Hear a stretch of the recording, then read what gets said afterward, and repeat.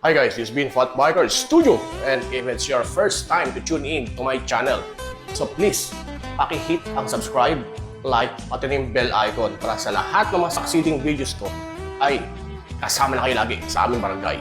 And then, recently, nag-share ako ng isang gadget na called Wi-Fi mesh, which is wireless Wi-Fi mesh yan. Talaga namang nakatulong naman, but sad to say, below 20 Mbps lang ang pumapasok sa mga kwarto. Okay? At ang main router ko nasa baba. Okay? Now, I have discovered, I will share to you how to use it, kung ano yon na nakakapasok hanggang sa mga kwarto na almost 100 Mbps. At yan ang Mercusys router. Tara, tuturuan ko kayo kung paano.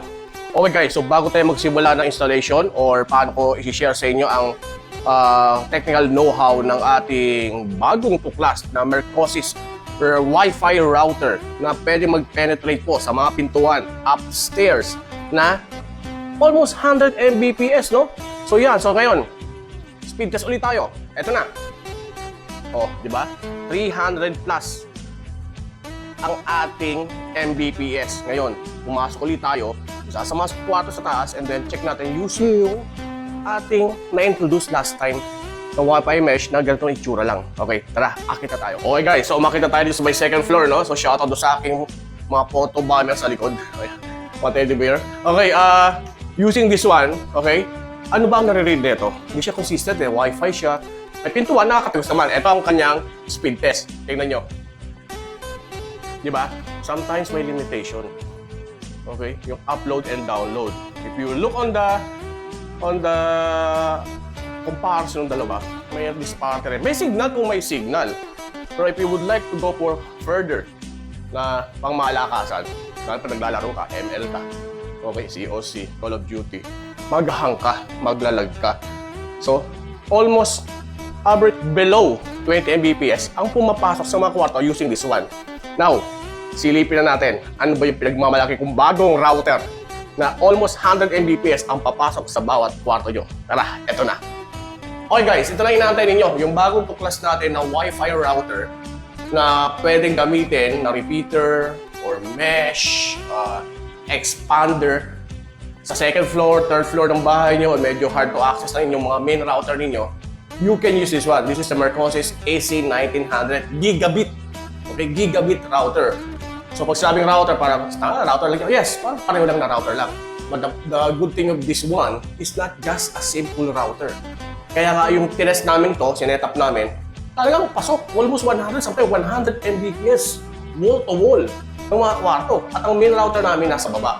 So ano mga features kaibahan nito na pwedeng i-highlights? Number one, ito ay mayroong tinatawag natin na beamforming. Never heard, but as I read the manual of this, itong Mercusys, ang beamforming is, it separates the usage ng 2.4 GHz and the 5 GHz. This is a dual band. So, ibig sabihin, kung nakakabit na kayo dito, kung ikaw ay isang cellphone lang, music lang, it automatically connect na 2.4 GHz only. Pero kapag mga gaming, 4K videos, live streaming, okay, online schooling, automatic pinapasok niya kagad, ang sineset niya kagad is yung 5 GHz. Yes, automatic. It's a dual band. Ang bangis, di ba? So, tingnan natin ano pa ibang features nito at ano pang itsura nito. And then, paano ko i-connect. And then, later on, sa dulo ng video to, papasadahan natin ng B-roll for the full features of this one. Tara, samahan nyo na ako. Gaya ng sa thumbnails ko, no? Makikita nyo yung thumbnails ko. Okay, for this Mercusys AC1900 na Gigabit router. Multi-prong siya. Nakikita nyo. It's total of 6. So, total of 6 siya. And then, if you will look, each magkakaiba. Para bang, this is the one that separates the 2.4 GHz and the 5 GHz Wi-Fi signal, depende sa usage. And that is driven by, or the technology called the beamforming. So, first time mo nakita ito, na-heard ko, and it proved okay siya.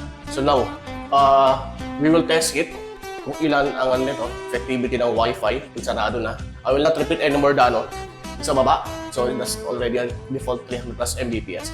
First, let's install. Para ma-install to, mga do's and don'ts at para hindi masira.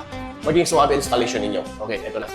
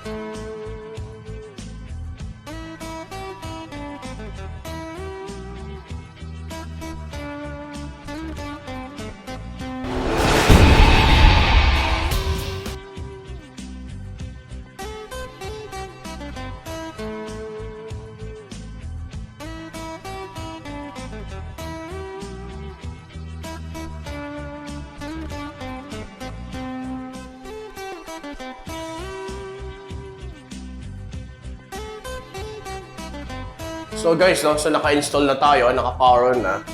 So pwede nyo ganyan-ganyan to, ibuka na konti kung gusto nyo. Okay. So para siyang talaga. And para siyang Return of the Jedi from Star Wars. Okay? Now, tara, subukan na natin to sa loob ng mga kwarto. And then mag-speed test ulit tayo kung gaano kalakas. Okay? Tara na. Okay, eto na ang grand finale natin. Na-set up na natin to Mercusys AC1900 na gigabit router with beamforming. Yes, beamforming. Speed test tayo kung ilan ang pumapasok, gaano kalakas na Wi-Fi signal ng ating, okay, Mercusys AC900. Eto na. Okay, test na tayo. Ayan. Ayan, kita nyo?